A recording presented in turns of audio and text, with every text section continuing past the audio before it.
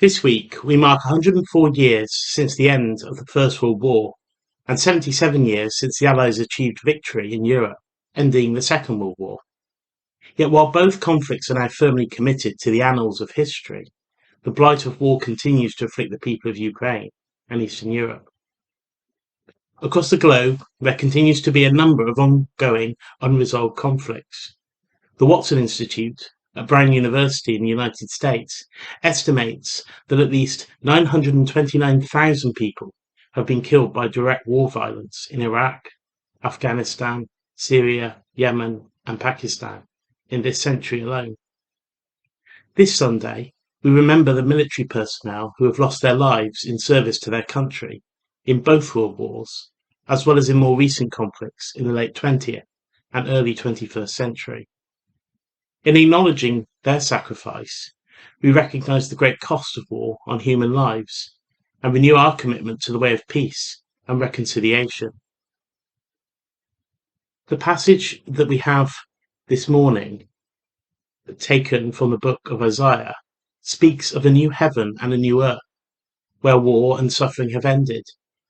It is a prophetic vision of the transformation that is brought about by God's new creation that is no longer marred by sin. The prophet Isaiah foresees the coming of a child who would be the Prince of Peace, establishing and upholding justice and righteousness.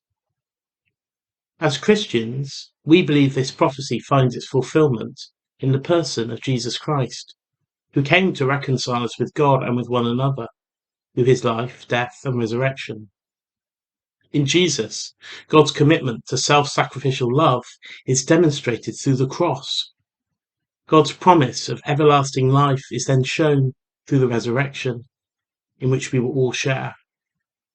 Through Christ, sin and death are defeated, and the way to salvation and new life is made clear through him. As we continue to pray for peace and a vision of a world that is free from conflict, we remember Jesus' own promise to offer us his peace in John 14:27, and to a reconciled relationship with God and with each other.